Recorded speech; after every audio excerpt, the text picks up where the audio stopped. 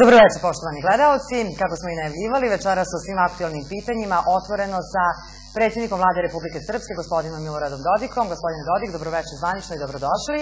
Dobro večer vama, gledaoci televizije. Evo, puno je ovih dana aktualnih pitanja koja interesuju našu javnost, ali ja bih da večerašnji razgovor počnemo jednom od vaših izjava. Nedavno ste rekli, Republika Srpska je trajna kategorija, a Bosna i Hercegovina interesna zajednica. Rekli ste da će tako biti sve dok bude takvog interesa međunarodne zajednice. Zato bih vas na samom početku pitala kakav je interes Republike Srpske u toj, kako vi kažete, interesnoj zajednici? Rekao sam prije svega međunarodne zajednice, dokle njeni. Pa mislim da je to jasno, nema šta. Za mene, za partiju koju vodim, ljude s kojima sarađujem, s kojima srećem, vidim obične, danas je Republika Srpska trajna kategorija. Znači, ono što je zadato i što se ne može mijenjati. Bosna i Hercegovina je zadata kategorija. Ona je postavljena prije svega na osnovama Dejtonskog sporazuma, na marginama rata koji se desio i prije svega je u funkciji realizacije mirovnog sporazuma koji je Bosnu i Hercegovinu definisao kao zajednicu dva entiteta, tri suverena naroda, konstitutivna naroda. Često kod nas u našoj javnosti, u medijima pa i političkoj javnosti, izostane reakcija na česte tvrdnje iz Sarajeva kako je Dejtonski sporazum zaustavio rat i kao da je to njegova jedina uloga bila.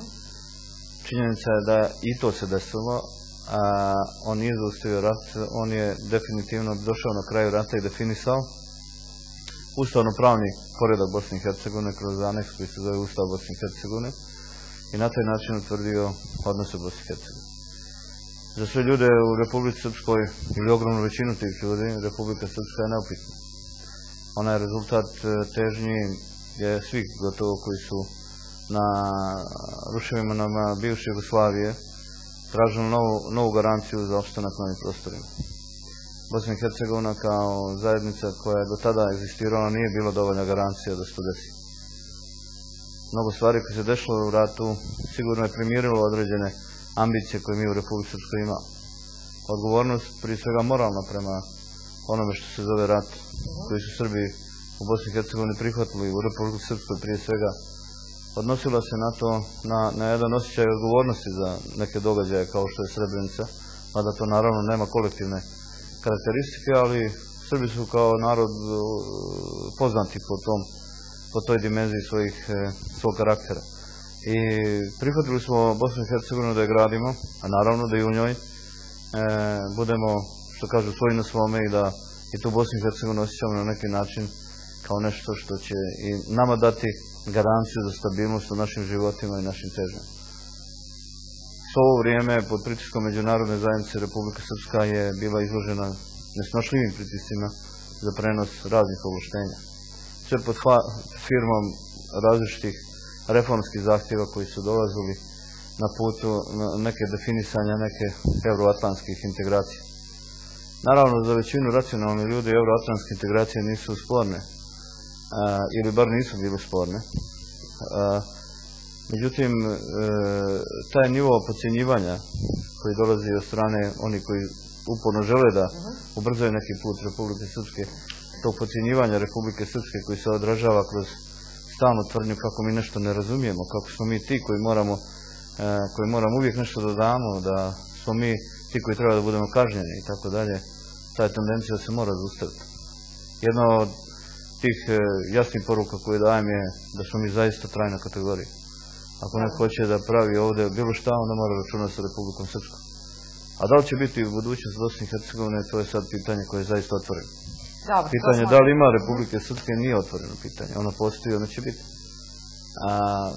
Često ljudi iz međunarodne zajednice u razgovorom pokušavaju da nama objasne meni kako eto rat je Srebrenica, mnoga čuda koja se desila razlog zašto mi treba da budemo na neki način utopljeni u tu strukturu koja se zove Bosna i Hercegovina. A moj odgovor je sljedeći. Upravo iz neke osjećaja odgovornosti mi sada ne izbacujemo svoje maksimalne zahtjeve, ono što mi želimo. 90% ljudi ovdje u Republike Srpskoj sada želi da vidi neki drugi status Republike Srpske. Oni će čiste učljivosti vama kad anketirate reći da eto, naravno da je najvažniji mir, ali većina osjećaja ljudi je nešto sasvim drugog od onoga što mi zvanično pričamo ovdje. Ja kao političar moram da kažem da se mora provoditi Dejtonski sporazum, da je Dejtonski sporazum zaista nešto što je okvir, da je to nešto što mi imamo i što moramo da radimo. Sve drugo što činimo je da osiguramo naš dodatnu jak poziciju Republike Srpske. Mene ne zanima osjećaj ljudi. Naravno, ne mogu da isključim druge političke faktore u Bosni i Hercegovini, ali ništa manje ni više nego što oni uvažavaju mene i ja njih ne uvažavam. Dajte evo na samom početku onda da govorimo o interesima Republike Srpske u predstojećim reformama Ustava i policije. Evo prvo Ustav.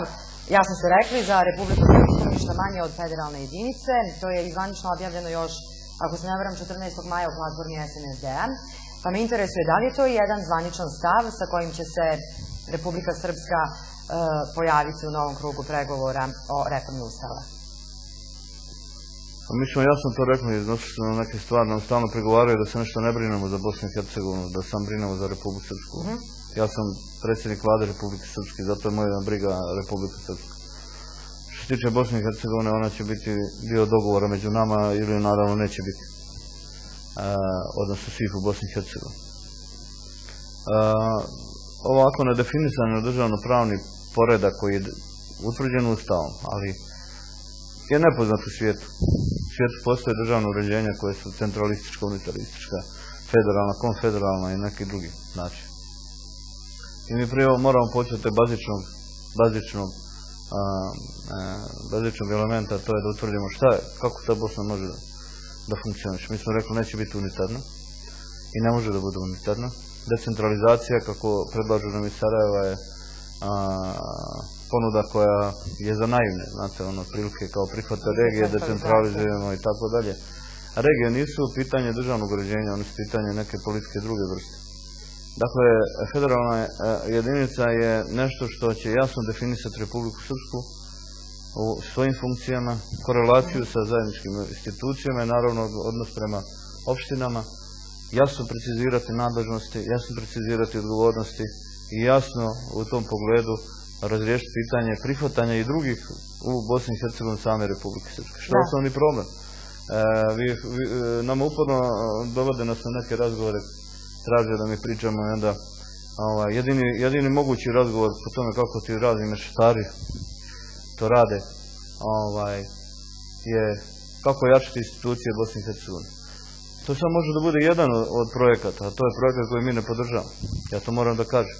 To je proklamovano od strane međunarodne zajednice da je cilj jačanja institucija Bosne i Hercegovine. Ja kažem da nije jačanje institucija Bosne i Hercegovine, da nije naš cilj. I to jasno kažem. Ja mislim da jasan govor i jasni stavovi pomažu u ovom trenutku. Ja, dakle, i moja partija, i mislim da dijelim mišljenje mnogih ljudi u Republici Srpskoj, nama nije cilj jačanje centralnih institucija. To što sada Evropska unija kaže, moramo da imamo jednu adresu, može biti jedna adresa u Republiku Srpsku za čitavu Bosnu i Hercegovinu. Niko to nije još pokušao da uradi. Ovim konceptom federalizacije vi ste faktički ponudili rješenje za federaciju koja bi trebala da bude podijeljena na Bosnu i na Herceg Bosnu. Takav prijedlog je kod hrvatskog naroda naišao na jedno veliko odobravanje, ali mi do danas imamo jedinstven i zvaničan stav hrvatskih političara po ovom pitanju. Pa ja ću pričati direktno. Naša pozicija, prije svega srpskih političara u Bosni i Hercegovini, bila je zato što smo uvijek bili u sami. I stalno ste imali koaliciju Bošnjaka i Hrvata pomognuti međunarodnoj zajednici. Mi ne trebamo da imamo iluziju. Međunarodna zajednica je sam fingirala dobre namjere prema Republici Srpskoj. Ona je uvijek bila tu da